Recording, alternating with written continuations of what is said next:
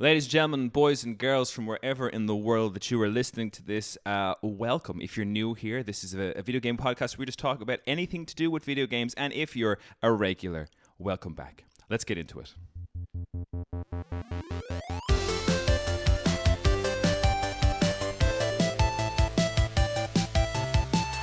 Today in the podcast, I am joined by, of course, Craig, the Critical Nolan. Craig, how are you keeping? Hey, you doing, Darren? Thanks for having me. Always a pleasure, Craig. And my own blood and brother, Andrew Wade. Andrew, how are you keeping? Oh, not too bad, Darren. Thanks for having me. Always a pleasure. And it's me, your host, Darren Wade. I usually put that bit first, but I've forgotten this time. How are you guys keeping? Have you been playing anything fun at all recently? I don't know if I call it fun, and I only put 5-10 minutes into it, but I need something to occupy my mind until Rebirth comes out. That like I downloaded the director's edition, and this is partly because of that the state of play that PlayStation released, where like Kojima like gave us 15 minutes of that. Like, Death Stranding 2, yeah. So I've downloaded Death Stranding 1, like the director's edition. And I'm deciding I might give that a go just for a few hours and see how Graham, our brother, tried to get me to play that. He got me on the start of it at one point, and it looks amazing. Yeah. But I was like, I mean, I enjoyed the first 10 minutes, but then I fell in the water, and then the game was like, press L1 and R1 to try and settle myself. And I was like, this is shit. It's not fun, man. Like, it looks amazing. The concept's bonkers. It's all there, but it's just not like, I'm like, this isn't a fun game, you know? It's interesting, but I'm not enjoying myself. But I almost just want to see what kind of wackiness will unfold, like, you know? Yeah. And because it's Kojima. He's the most insane video game maker. Did you watch the Kingdom Hearts people? Did you watch the trailer? And excuse me, no, you're right. Kingdom Hearts is absolutely batshit crazy. Did you watch the 10-minute trailer? Did you? Oh yeah, I thought it was fantastically crazy. Like everyone in our group was like, "Is Kojima off his rocker?" I'm like, he always was. Like Metal Gear Solid 2 people. He was never okay. But it was really fun to just see this unexplained like talking character just attached to your person. This puppet. I was weird. Like, that's so weird and interesting. I'm like, how could anyone not like that? Yeah, I mean, and he's we were talking about it, myself, Luke, and Chris on the last episode. We were talking about how it's the frame rate of that puppet is different to the rest of the game, so he moves differently to everything else. I'm like, it's just so strange. Kojima, what will he think of next? What about you, Andrew? You're usually playing games? Yeah, it's one thing I do. Yeah. Neck deep in Helldivers at the moment. Oh yeah, with all of the server trouble, have you been able to get online again? Yeah, no. So I have to say, like, of all the games I've been playing lately, I mean, like, the devs on this one are going above and beyond. They're working nights and pulling shifts and everything. I saw a really nice tweet. It was nice to see in this time of crunch and overworked developers. But the lead guy of whatever group does Helldivers put out a tweet, and it was like, yeah, we're delaying the next patch because my team need to sleep. Yeah. And I was like, good. I see it all in the morning kind of thing. I was like, no, it is. It's brilliant. It's crazy how things have changed where that's the positive message these days. Isn't it? Like, which is just mental. 10 years ago, that wouldn't be acceptable. No. You couldn't just say that. Yeah. But the server issue was obviously major kind of thing because it's an all online game. So if no server working, no play the game kind of thing. Yeah. But no, they came out with a patch for it for PC, and then they brought a patch for PlayStation, and stuff started to work a little bit better. And they pulled out another one for PC, but to bring that one back because it was causing more issues than it's worth. It's nice to get good news stuff like Palworld, and I know you hate Palworld, Craig, but we were talking about how nice it was that for such a small group of people, it was such a successful game. And with Helldivers, like, they've tried to increase the server capacity twice, and they just cannot keep up with demand. And I'm like, good for them. Well, I mean, that's a shit problem. Good for them, it's successful. They said they had they planned for 250,000, and that's what their server capacity was. Mm-hmm. And then they jumped up to 360. After just no one could get on, and they said within 5.5 minutes they'd already hit that 360 cap, and now they're having to look at adding more and more servers to it now as well. I've looked at a few game things of it, and I am keen to, because we enjoyed playing Helldivers 1 multiplayer. It was great fun. Yeah, it is everything the the original one was, but so much more. Just in 3D and a bit more modern, I guess. But I really enjoyed our done. The whole idea, like communication with the squad kind of thing, is fantastic in it, because I mean you can tag out. You don't need to have the voice chat on, but like it's really easy to get into games with people. Like from the moment you turn the game on, 30 seconds after the title screen has popped up, boots on the ground, you're there with a group of random people all screaming at each other to try and not die horribly. Yeah. But the friendly fire is still there. as a So I have to constantly duck to avoid turret fire. Yeah. Oh yeah. No, the new thing now is to try and hop up on the turret because it turns out you don't get mowed down, but you have to let people know. While you're on a planet with your squad, can you run into another squad of? No, players? It is just your team of 4 Helldivers. Yeah, I don't like that. I think if they were going bigger, that's the first thing they should have done. Like a planet where like there's fucking 100 different squad members and they can link up and help each other out. It would be amazing. It's still a small game though. I mean, a retail price is what, 40 or 50 quid. Yeah. So I mean, it's not like, I mean, I know what you're getting at, Craig. It would be amazing, but it's not yet. But that's the evolution that I want. I don't give a fuck about 3D. Yeah. Like, those developers better not sleep tonight and make it. I think the problem with that is like the game is chaotic. Like if you have 4 people all with their own weapons, all trying to keep close together, and all be even more chaotic. When you start dropping the stratagems down as well, like when you see the amount of stuff on screen at any one given time, like it goes from total absolute quiet and everyone's running around happy, jogging through the mists and stuff, to bug breach, and all of a sudden the entire screen is just enemies, and you can see the little blue light come down. Oh, there's a supply pod, and a red light lands beside it. Goes, oh, that's an orbital drop. We're all dead. Yeah. I saw a couple of clips with orbital drops in it, and the voice chat was quite it's funny. Hilarious. It's great. Helldivers was a great COVID game. That was one of them. Really fun. Just for a couple of mates. I myself have become. Craig would be proud of me. I have become a pro golfer. I spend my time and my lunch break at work when I'm working from home playing Switch Sports, and I can't get enough of golf. Cannot get enough of golf, man. It is. What rank are you up to now? I am D+. You just said you were a pro golfer. Yeah, well, I got onto the rankings. D+ is not fucking pro. No, well, I am a golfer. I was like, oh, look at this S rank guy over here. No. I'm on the pro line. Do you know what I mean? I'm no longer amateur. They have me graded. You know. Oh, okay. Yeah, and I'm improving my grade all the time. All the time. No, it's such a relaxing game. I have. I finished. We all played the last thing I kind of played in any sort of real good enthusiasm was the Final Fantasy VII Rebirth demo, which was just great. Really good. I couldn't commend that enough. So much fun. But that's not what we're here to talk about. Unless Final Fantasy VII is in either of your lists, guys, because today's episode is all about the modern day games we wish we could play as kids. And I kind of put just one rule down for this, and it was basically that any game that came out after we were 18 years of age, because I figure by the time we're 18, going into college, so we have maybe a bit less time for games. For me, if you're even older than 12, it shouldn't.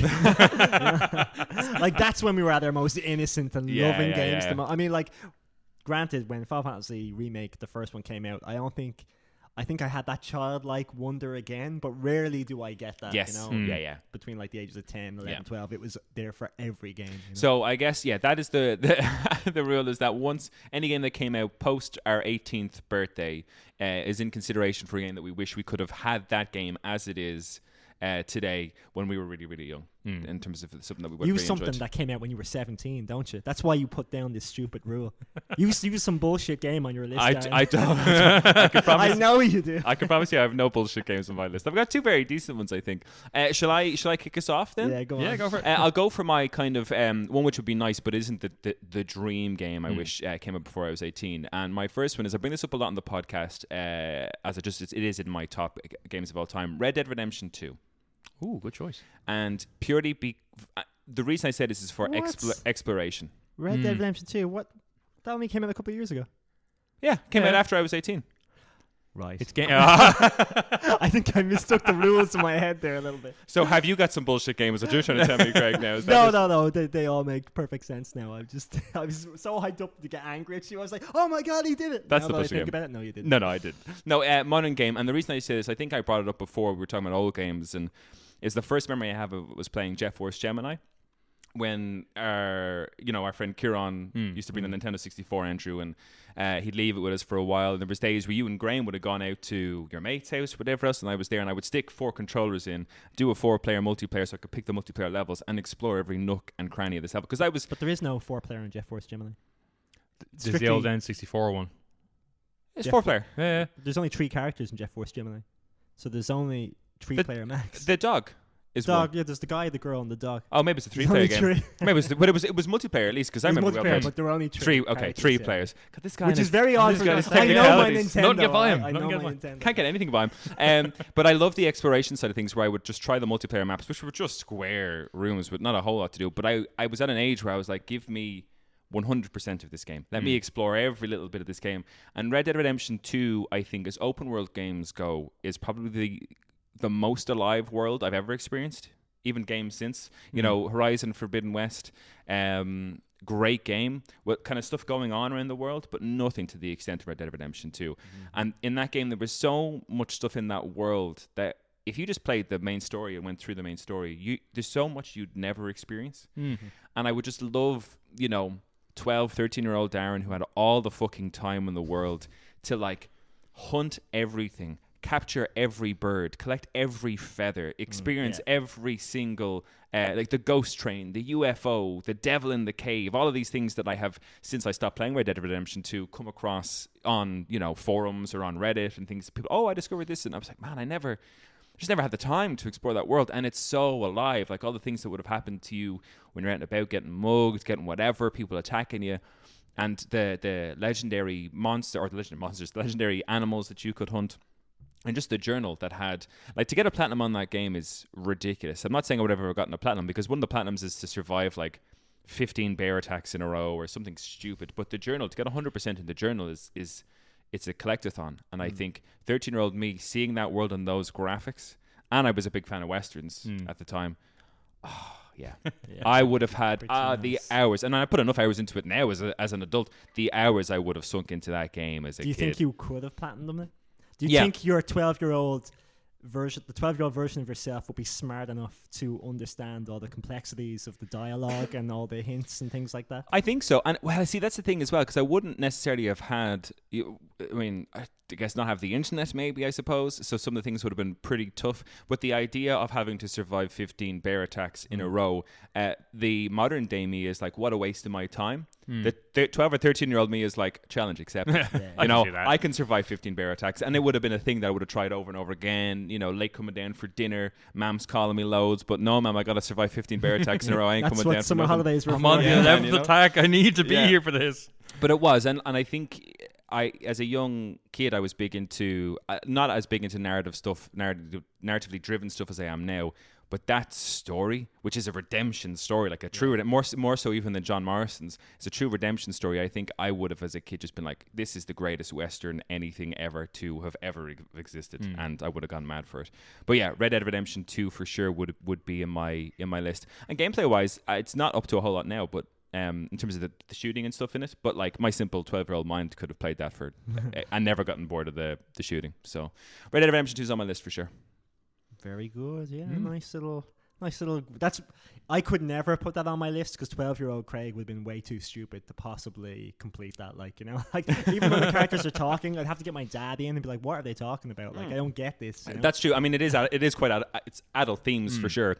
And I'd say a lot of it would have gone over my 12-year-old brain, but the gameplay and it's the world. So long as the objectives have icons. Exactly. Yeah. I get like a red dot on the map that I have to shoot. I've got this, but it's the traversal. It's getting from A to B in that world would have just blown my little brain to pieces in terms of just how detailed it is. And I think what you say as well, like when you mentioned the likes of Horizon and stuff like that, they are beautiful worlds, but the difference is Red Dead is a living world. Yeah.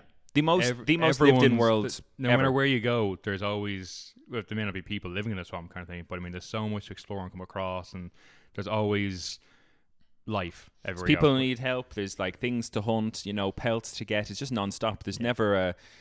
I mean, and in the moments there were to just take a breath, you were usually just surrounded by amazing scenery and stuff like that. Even that thing. What was the main city in that one? The main town. The Armadillo, the one you started in. No. The one.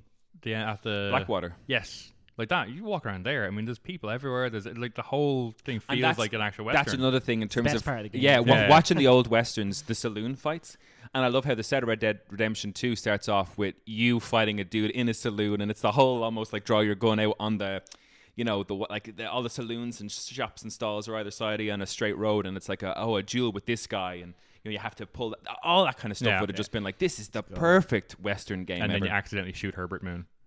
Yeah, I'm Herbert Moon. Yeah, of course. Andrew, we'll go next to you. What about you? What's one of your lists that you wish little Andrew could have experienced? Little Andrew had all the time in the world, and I think you'd appreciate this one as well. Final Fantasy 14. I mean, that's my number. That's the other one on my list. No, I mean that is. I mean, you need all the time in the world to play that game. I mean, That's what retirement is for, you know. well, that is true. And as you've mentioned before, Darren, like I hope VR comes out when I retire and I can play that world, just disappear. If my body is old and haggard and it's hard to do anything, just hook me up to Eorzea for the rest of my days until I kick it, is essentially all I'd want. I will live in here, thank you very much. I'll play Triple Triad. I will fight the monsters. I will do the quest. But no, a fantastic. It was my number one on my list, actually. Yeah, no, it's just like there's that. It was pretty much tied with the other one I was going to say as well. But I mean, like that's you would need, and like that as well. You need, when we were younger, we had friends all around, who were also very free with their time as well. Like that's a game you'd play with people for a large amount of time. Like now we don't have the, between work and everything else, it's just... I turned it on recently. It was before the guys got into Diablo 4 when that came out, and we were all hedging our bets about what would be a good multiplayer game to play, and I'd put it out there about maybe hitting up Realm Reborn again, Final Fantasy 14. And you were quite keen at the time, Craig. You're like, oh, I'll wait to see if we get a couple of numbers. So I bashed it back on again for the first time in like maybe 2 years. And it's funny, it's a game, a wasted opportunity. I didn't touch it during COVID, which I absolutely should have because I had loads of time during COVID. But turn it back on, and just the amount of stuff on my screen was just, as a 32-year-old man, I was like, well, this is overwhelming. But little me could have played the absolute. Could have read through all of those pop-ups, kind of going, yeah, I'm taking all that in, I see all that, yeah, I can do that. And it's the online aspect. My first experience with online games was Halo on Xbox Live, and it was great going to Kev or Luke's house on a Friday, and them going up and asking their mum or dad that they're going to turn on the internet so the phones are off, you can't make phone calls or whatever, and we'd log in and they'd give me the headset and give me the controller, and I'd play, and I'd be talking to people from, I would think it was mostly Ireland and UK. I don't think there was too many other countries involved at that stage, but I thought it was the most magnificent thing in the world to be like, look where video games are. And I think I never got into online games. I think I started playing them really when it came to PS3, which is not that long ago. Like when guys who were playing, like Kev and Luke have been on, they're quite good at being on forums and in communities online and stuff like that. I was never good at that. I never got into that. But even when we were younger, I mean, we always had the PlayStation. We never really had a PC at home, or even a laptop. It was just like Dad's work laptop. It was the only thing we had access to. Could he call him when he's in work if he could bring it home so I could update my top 16 on Bebo? On what phone? on the landline. You're on the internet. Yeah, on the landline. Yeah. No, a fine choice. And I think with that game, what was special about it was the community. Like big MMORPGs, you think of World of Warcraft, which I'm sure is fine, or big online games like League of Legends, where the fan base is just so toxic. One of my favorite memories from that game is disappearing. I went on the trip for like 2 years, lived in New Zealand, whatever else, and came back. I didn't play any video games really for about 2 and a bit years, came back and logged on to my old profile. And at that point, I'd played it a lot. Before 2016, I played it a lot and had a guild, was in a guild with loads of strangers, and they were all lovely people, invited me into their house, and the house helped me get a stables, get the chocobo, and I was really moving up in the game, and helped me with all the quests that I needed to, helped me make weapons and armor and things, and I disappeared for 2 years. And I logged back on, and no sooner had I logged back on than I got a little notification, a little envelope, and it was one of them being like, oh, Riri, I think was my character's name. It's like, you okay? Like, is everything all right? We haven't heard from you in ages. And I was like, oh, hello. And I was like, oh, we thought something might have happened to you. And I was like, no, I just went traveling. He was like, well, it's great to have you back. And I was like, this was me. And I had fucking a million hours a week, like when I was 12. So yeah, no, that the more can you say about that game? It's just, and as a Final Fantasy fan, playing through the likes of, I think by this time we got onto that, we had 7, 8, 9, and 10. I mean, I know it's Final Fantasy 14. I hadn't really played 13 by the time that came out, but it had all of the best bits of Final Fantasy in it. Like, I mean, we played up to 10. It had the Triple Triad, the Golden Saucer, Chocobo Racing, all these kind of bits and pieces. Every little mini game up until I think it just was in there somewhere. So as a Final Fantasy fan, there was just so much to explore, and you could get lost in the likes of the Triple Triad game. And that's what I mean now. Now I turn it on. I might have like 2 hours before I go to bed because I get tired now. I'm old, and I would go and I'm like, oh, I could play Triple Triad for 2 hours, and that's all I get to do. And that's I don't do anything else in the game. And there's a million and one things to do in that game. I'll come back to it though. I'll come back to it. Craig, what about you? I don't know. Just because when you're so young and you really want, like, as a gamer, I probably played GoldenEye more than any other with my friends. Like, that was their like multiplayer game. Everyone would be knocking on my door because everyone's into first-person shooters, and the idea of playing it split screen with your friends is just incredible. So people would constantly knock on my door, and we'd be up playing on my N64. 4 little plastic chairs in the room, and we'd be going at it, like, you know, and just having the best time ever. So I'm thinking if we had Call of Duty Warzone, you know, with the Battle Royale map, like when that first came out, like, I mean, you talk about COVID, that's all we were, other than Monster Hunter and like Final Fantasy and stuff, but we were playing so much Warzone. Yeah. And the idea of being 10 years old when I was massively into guns and first-person shooters and getting everything and wanting everything to be realistic or being able to talk with your friends. Just the very idea of being able to do that would have just consumed my entire like summer holidays. Like, you know, if I had like 3 friends who we could just put on a headset, talk to each other, there's no way we would have done anything else for the entirety of the summer. The replay value with the mind of a child, I'd have been playing that 24/7. Like, and even now, as a person in my 30s or whatever else, like the replayable value of that and what it does to your brain, like upgrading the guns and wanting to get better. Yeah. And you're at an age where you could actually be good. Yeah, that's what I mean. Like you step into that, because we went back to that after, like, you know, a year after COVID, whatever. I hopped back in and I was like, nope. No, people got real good at this game, and I'm not. And whereas, you're right. As a kid, just the time you could have pumped into that and not being only really that, good. but with your group of your squad, with your 3 friends, and all 4 of you are fucking awesome at the game. You'd be winning games constantly, and just that triumph.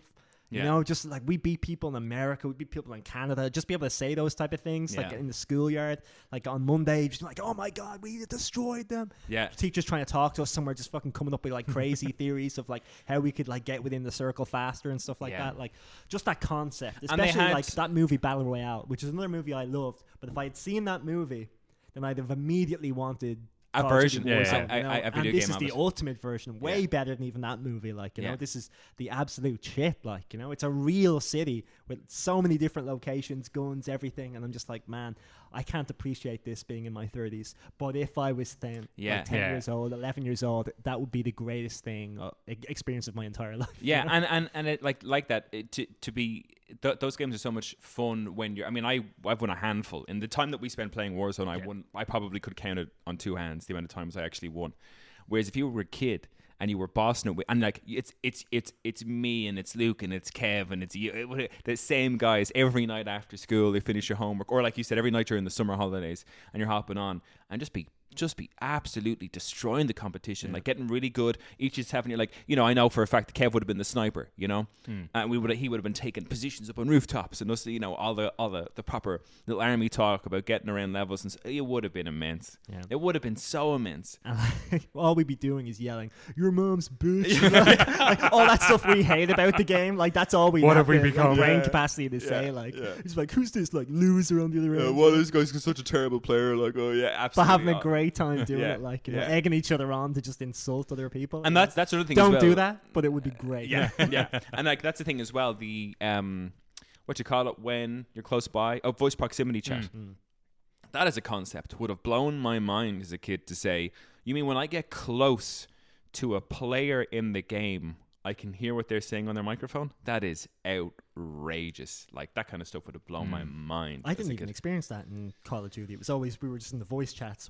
We never went into the game chat, but when me and Kev played it there recently, with Aiden, his brother, they got onto it for a little while. I'm like, oh, hop on for a few games. We went into the actual game chat as opposed to the PlayStation chat. Yeah. And that was a bit different, It is a bit different, and it's like, the quality's worse than the PlayStation chat, but you could, and like, the death things when you kill someone and they're cursing you to death, and then they get cut off. That's it. Like, you know, oh, you motherfucker.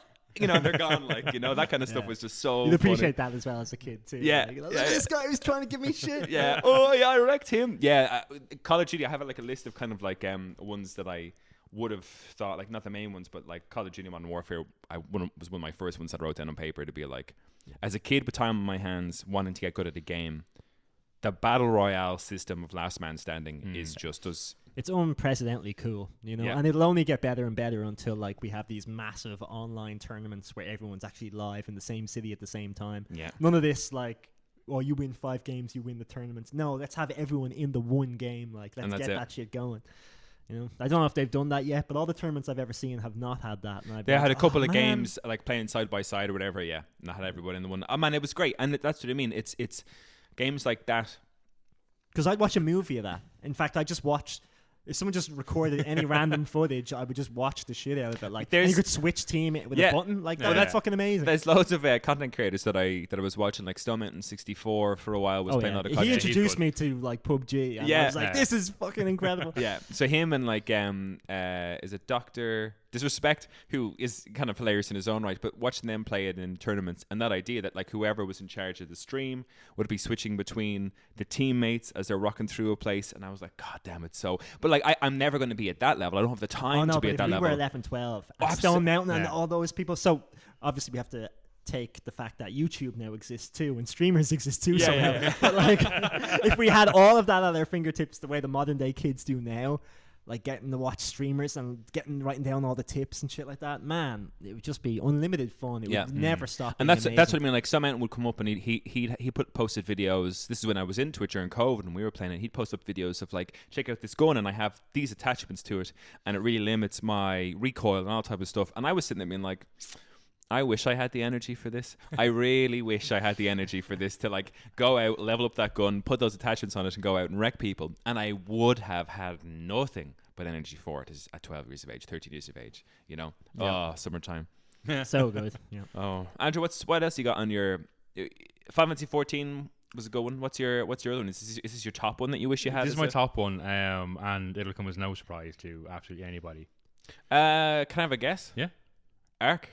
No. Oh. No Man's Sky. There you go. Just off the top of my head. I don't know. It was one of the other. It was one or the other. Yeah. No, I mean, Ark would have been. Yeah, definitely. I mean, it ticks a lot of the boxes for what I loved as a kid, the dinosaurs and all that kind of stuff. But No Man's Sky, just again, I love that game so much, but I just don't have the time for all the new stuff that keeps coming out for it and thing. Like the new missions come out for it. Just so much content to it that I can't go anywhere near because I just don't have the time for it. You'll dip your toes. I'll dip the thing is I'll dip my toe into it kind of thing. But like these things launch and like a lot of them have a finite window of how long they're going for. Mm-hmm. But I mean, I've got work. I get back at home. I'd maybe jump on for an hour. But these things require you to have a specific set amount of time to play them. It's another troubling thing for people a little bit older, a little bit busier when it comes to those kind of season passes, the Battle Royale season passes, those timed events where you're like, God, I look at all the things I can collect or the skins I can win or the ships I could unlock, let's say in No Man's Sky, but I've only got 14 days to do it.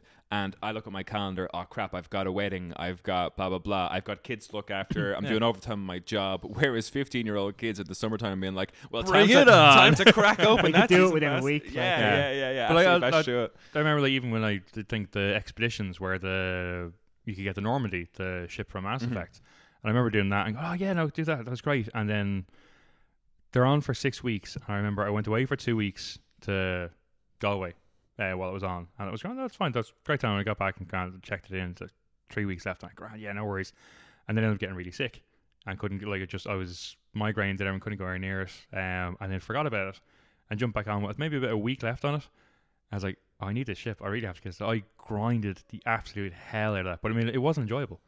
You're trying to do too much and you're not enjoying the game kind of thing to do it. But like, again, 12-year-old me would have gone, yeah, this is great. I'm staying up all night for this. It's like me surviving the bear attacks. It doesn't matter how repetitive it is. It's a video game, so I'm in. You know? So I don't care how long or how the thing takes. I mean, headaches? No, that's not going to stop me. And in terms of No Man's Sky, I mean, I suppose the game it is now, as opposed to the game that it is that launched, is there infinite things to do in No Man's Sky? Is there no ending to No Man's Sky? No, so the game itself is like you can constantly explore, and I'm a huge No Man's Sky fan, but it does start to get a little tedious. I'd think, yeah, every planet is the same biome.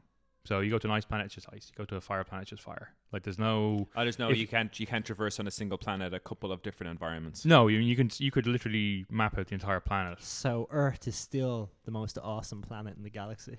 Yes, if Earth were in No Man's Sky, I think where everyone would be hanging out, kind of thing. But no, it's like what you could do in the space, like a 5x5 square kilometer grid on any planet No Man's Sky, is what you could do if you've explored the entire planet in No Man's Sky. But I think it's just getting the new ships, getting the new parts, getting the new armors, getting the new guns.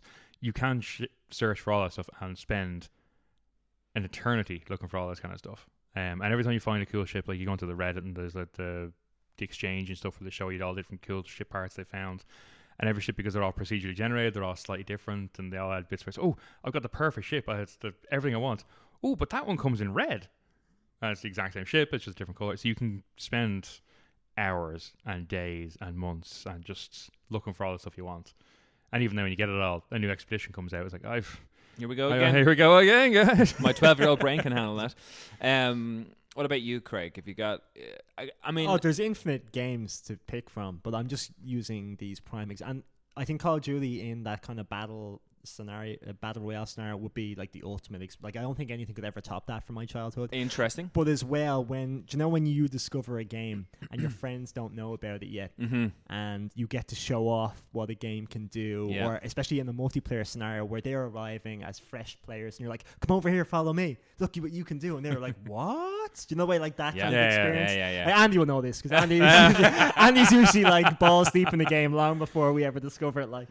But for that, I'm talking about Monster Hunter World, because it's that exact scenario where, say, you're going into a hunt and you get 3 of your mates to join in. They're like, "Oh, which weapon should I pick?" Just pick any of them. They're all great in their own way, and they'd all have loads of different questions. But then we're all in. I'm like, "All right, guys, he's ready for a hunt. Hold on, let's get a big massive meal off these cats over here." And they'd be like, "What cats? What are you talking about?" I'm like, "Come on over here. I'll show you a deadly cutscene." Wait till you see this. There's so many of those great moments in Monster Hunter that you get to show people that are so unique to that game that they wouldn't probably have experienced it elsewhere, especially when you're 12 years old, because this is graphically a 2017 game back in the 90s. So you're going to blow their socks off regardless. But Monster Hunter has just so much more to offer in terms of wacky, cool Japanese shit that they wouldn't have seen, you know. So like I said, with the cats, or just trying to upgrade your gear, going to the blacksmith, the fact that you can change your outfit or wave to each other and be like, "Hey, oh my god, I can see you, oh, I'm gonna chase you," that type of stuff. And there's just so much of that. But then to actually go in, to have the great gameplay, the great combat, and just spend 10 hours and with knowing your you can mates strip that hunting monster and of hunting everything monsters. it has and wear it. And when you say in terms of discover a game and show other people, you bought Monster Hunter for the PlayStation 2, and Monster Hunter for the PlayStation 2 was an impossibly difficult game, impossibly hard. And then I had a PSP, Andrew, you had a PSP as well, and Monster Hunter Freedom, or whatever it might have been, came out for the PSP, and I was like, this game is it's hella fun, a little bit easier, I can do things in it. And then telling Kev and Luke about it, and then being like, "Is that Japanese Monster Hunter games any good?" And I was like, wait till you see this. But successfully convincing them to get it just opens up the door for just so much more. They had PSPs. They both got Monster Hunter Freedom, and then we did this thing where we go down to Kevin's family home in Roscommon every summer for a week. And there was one particular summer where we fought the Fatalis in an arena there. Now we were talking PSP graphics, but it was miserable weather. So it was like, "Sorry lads, you have to stay indoors for a week." We're like, "Oh, okay, no problem." They say it like it's bad. Yeah, but the idea, because that game was brilliant, but it was, it's limited amount of weapons. You couldn't do a whole lot when you were fighting. Everything was quite basic. But the upgrade to Monster Hunter World, if you could, the fact that you're all in the same arena together fighting it though, that's just worth its weight in gold, because so few games could do that. Yeah, especially then nothing could. Yeah, it was only Monster Hunter. It's the way as well that when you're doing it, especially Monster Hunter World, you say when you're all playing, everyone's playstyle is so drastically different. I walk in with the biggest hammer I can get my hands on, and you're aerodynamically dashing through the sky. I like to fly through the air and call out the names of my attacks. Yeah, that was in the Fatalis fight. That was speaking of which, I loved. I was going through some of the gallery on the PlayStation, go through the Final Fantasy pictures that I had, and I came across the video when we're fighting Fatalis in Monster Hunter World, and it's one of the first times that you hop onto the quest with us, and he's got a real large crossbow, and it's the funniest thing ever. I've seen that video so many times. We're all loading cannons and waiting, quietly loading cannons and getting ourselves ready, and my camera's there and it's looking at the Fatalis, and all I hear is that gadunk, and you fire a crossbow shot and it hits the Fatalis in the face, and all I do is turn to you, and your voice just goes, "Sorry about that." Ruined the whole prep of the fight. He just comes over and kills us all immediately. To be fair, I think I ruined enough of those fights as it was that you guys were joined in. Funny, but that as well. Monster Hunter World was a great challenge. We were able to beat the Fatalis, and we went and we did it. Maybe as a kid, not. I'd never been able to do that, but it wouldn't have been about that. It would have just been trying to clear the game. Yeah. This isn't one of the ones I'd need to play for the entire of the summer, but just a couple of weeks with my mates, and just once we beat the like main boss, and we're like, all right, cool, let's get back into Call of Duty. You know, but up until then, it would be just lots and lots of fun. Yeah. Just try and get the upgrades, do all the cool moves, or just see what way everyone fights. Like, you know. Yeah. I mean, lots of fun. And so, like I said, the modern day version of Monster Hunter World is just I mean, we all talk about Rise being a great game. Monster Hunter World is the epitome of Monster Hunter currently, like, you know. Graphically, for sure, like, you know. And that multiplayer experience and stuff, and all the what you could get. Yeah, it's just beautiful. After seeing the very short little snippet of Wilds, Monster Hunter Wilds. Is that what it's called? Yeah. I didn't realize. Are you excited for when another any Monster Hunter 2025 would excite the shit out of me? Yeah.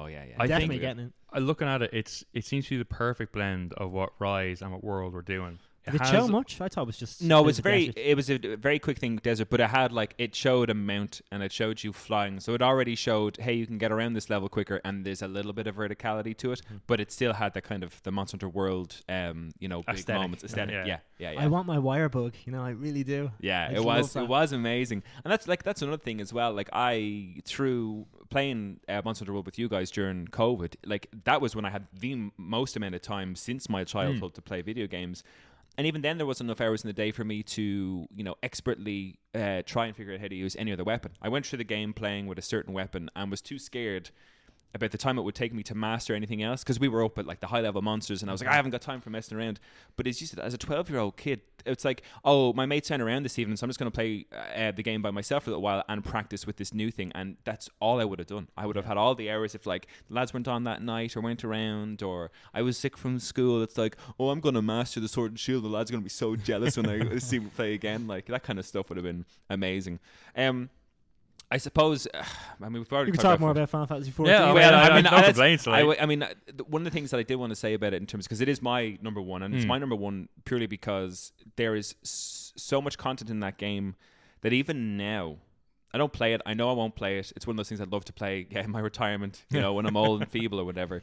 But I sometimes, when I think about it, I get like a little bit of a what would you say, a little cringe to be like, God, there's so much stuff in that I never experienced, you know, and that I never probably will experience. Like, when we were playing it before, like pre-2016 was probably when we played the most of it, I think, when I got and finished the first 2 DLCs in the game. And we were meeting up, and even like myself, Kevin, Lauren, and you were playing at the time, and we'd have LAN parties. We'd bring and a LAN party for that was bringing a monitor and a PlayStation all together and hooking up to the internet. But for me, as a young kid, I never got into the community, getting online, never had the internet type of thing. But I would have loved that game for me to just get absolutely lost in, and to figure out how to be the expert at whatever it was I did. Like, I played tank when we played through that game, and by the time we stopped, it was when we were getting from like the 4-man dungeon crawls to the 8-man raids. And I had mastered the tank, like, because every boss you have to fight it differently, and you have to master like your role, your responsibility as the tank is totally different to what the white mage or the DPS has to do. And I can picture myself moving from like that to like the 8-man thing, where you have to do like the primary tank and the secondary tank, and each of them has their own things. Like, I can picture myself buying game magazines around that time that would have explained to me the best way to fight Titan as a secondary tank, and I would have just been eating that shit up for breakfast. Like, you know, like, how do I get better at this? How do I get better at this? And the fact that there was just so, like, the crafting. I always, like, Kev said the most relaxing time he ever had playing video games was he became a master weaver. Like, Kev just spent hours, never got far in the game, but like mastered weaving, just as like, you know, guild things. And you're like, you had a guild, you know, you worked a craft, you had a house, you had your own group, a free company that you'd set up, and so much in that game that I will never ever get to experience because I just don't have the time in my life to do it. And that's the thing as well. Like, I think I got the first in that venue. Like, I finished Endwalker. I was going to get the new thing, and I figured, wait until everyone jumps back on again, because that was a hope in hell that everyone would jump on. It was just a pity that Diablo 4 came out at that time, and we lost Kevin Niles. Yeah, to Diablo 4, you know. But even that, I mean, like, as far as I get into the game, I mean, like, there was so much that I hadn't even gone near. Entire sections of that game that I never even touched. Yeah, like, I went off. There was the Manderville quest line, which I don't know if you ever. You showed it to me in terms of the thing, like that's another thing. Like, those side quests that would have been locked. They went fun, on. Cool things. I know, like, but this, like, the Manderville one just went on and on and on. I think this is I'm really enjoying it. It's like a kind of noir detective thing you're doing, but the main detective is an idiot, and it's just everyone else is picking up the pieces for him, kind of like and he always comes out seeming like, I'm so freaking amazing, but it's everyone else on the team is doing all the legwork for it. But I mean, so much fun, such a nutty kind of humor to it as well, but it never ended, and you could disappear off on that quest line and realize I've hit the level cap. Still haven't. I still haven't touched half the fucking dungeons. Like, the game had mounts and armor and weapons, and the cool thing about it being an MMO was that you'd walk around any kind of the main cities, and all of the people who were online on your server were there, with all their gear. And I'm like, where did they get the Black Chocobo? How do I do that? Yeah. And then my immediate thing would be the online Black Chocobo quest. Where do I find? And like, I'd go on off and I'd do it. And if I was fucking 15 years of age, everything I'd unlock, I'd go for fucking everything. But it's just so much in that game that there was so much at the sacrifice. It was like, well, I need to like get to the end of this game or complete this game or do these quests. But even the dungeon runs, like the hard thing about the game when you're a bit older was that the dungeon runs could be up to an hour and a half long, and you could fail them pretty easy. So it was this thing of like doing them again and again to like the Fatalis fight, like that for us was like like a 25-minute, half an hour job each and every time we did it, and we do it 4 or 5 times in an evening. Do you know what I mean? And this had the same kind of vibe where it was like it would take up so much time, but we would just, as a kid, you wouldn't have to stop. You just keep going late into the night. It's one of those things I remember from as well, and even at the time going like I can't. There was an amazing looking dragon mount that you could get. I can't remember if it was from one of the dungeons or if it was from doing the Behemoth, like the Coils of Behemoth, which is like a dungeon thing in itself. It had a 0.01% chance of dropping in any game, but the game had 24 people in it, and there was only one of them. Yeah, and one person would get it from a roll. Maybe if it dropped, and you're looking at going, that's and when that episode of South Park came out with the World of Warcraft thing in it, that got me so excited to get back into playing Fantasy, because I was like, oh, I love these kind of things, so funny. I'll leave on kind of one other game that I would love to have played when I was 13 or 14, only because I'm really struggling to finish it now, but I know it's good and I know I want to play it, and I know the only reason I can't is because I don't have the time. Baldur's Gate 3. Yeah. Yeah. That I, as a D&D game, as a 15-year-old, 14-year-old, I would play the shit out of that. I just brought it down here as a note being like, I wish I could finish this. Because, I had to back out of like the Act 2 episode that you guys did when you were reviewing, because I was like, I just couldn't get that far. I just didn't have the time, because it's a if you want to experience all the bits and pieces, the game is long. It's a massive time. Pump hours into it, But that's a game as a kid as well. I could have seen myself going absolutely ham. It's very adult orientated though. Like there's like tons and tons of dialogue. Like I definitely think like 10, 12-year-old Craig would not enjoy that, because that was even back when I hadn't even heard of Dungeons and Dragons, and the very idea of that would also have bored me. So I'm just trying to think, like, if someone's just going, oh, our guild should do this and blah blah blah, I'd be like, what is this guy talking about? Where, like, come on, where's the next goblin and fight? then like there's no objective marker. I had to figure it out. Shit, that's true actually. And I think that would have been more teenage me would have gotten right into that, like, because I didn't play Dungeons and Dragons when I was a kid, but I knew about it and was like, oh, that's kind of cool, I wish I had friends played that. And when I got in my 20s, I was like, hey everybody, let's play Dungeons and Dragons. But that one's one of those ones that there's a serious amount of like literal modern day regret where I'm like, I just don't have the time to play through Baldur's Gate. Craig, you're going to say something there? What was I? I thought you took a deep breath and you're going to say something really important. No. I think like I didn't complete Baldur's Gate 3 either, but I got to the very, very final boss and then went, well, that's it. You didn't beat the boss. I always do that with games, especially for the ending of a game is usually terrible in these type of things. Like every Final Fantasy game, the ending is shit. It's the in journey. Baldur's Gate 3, by the time I got to the end, I didn't care anymore because of it had that similar build up of something mad was going down, and I'm like, I don't really care anymore. I was like that for years as well. I'd get to games and I'd get to the end and I'm kind of like, and I go like, I'm going to stop playing this now because I don't want this to end, and then I'd never go back to it. Because I don't think I think we lied to ourselves by saying we don't want it to end. I think it's because we know the next part is going to suck. Yeah. Compared to everything else. We could lose some characters that we've like brought up along the way. I'm like, I don't want to do that. No. It's like Wheel of Time, the book series. It's 14 books long. The book series is amazing. The ending, kind of meh. And I remember I was in Galway with Kev. We were like seeing the Cliffs of Moher, and it was in like the Airbnb, and I was on the end reading the last chapter of the book, and I closed it and sat back on the bed and was like, it's taken me 2 years to read this entire series, and I just have and like it's that kind of thing. Baldur's Gate, it's like no, this has been a lot of fun, and let's not ruin it by having a weird bad ending. I guess we'll leave it there, fellas. What time are we at? We're at 44 minutes. Fuck Oh, would you look at Yeah. We can finally call ourselves a I reasonable know we did it time last podcast. time, Darren, but that was just the two of us. It was just the two of us. Yeah. We had to keep it legit. So yeah, listen, guys, if you are out there and you want to email us and let us know what games that you wish you could have played as a kid that are, more modern, and let us know at thegiftedgamerpodcast@gmail.com. We're going to do a little bit of a post show. I call it the crossover, our first episode of the crossover on the post show. If you want to check that out, you can go to patreon.com/thegiftofgaming, and there, for the cost of a coffee a month, there is just there are legitimately loads of episode there is at this stage. You could go check it out. Craig, thank you so much for hopping on. Of course. Andrew, thank you so much for hopping on. No problem at all. And to our listeners, as always and forever, keep enjoying the gift that is gaming. Peace out.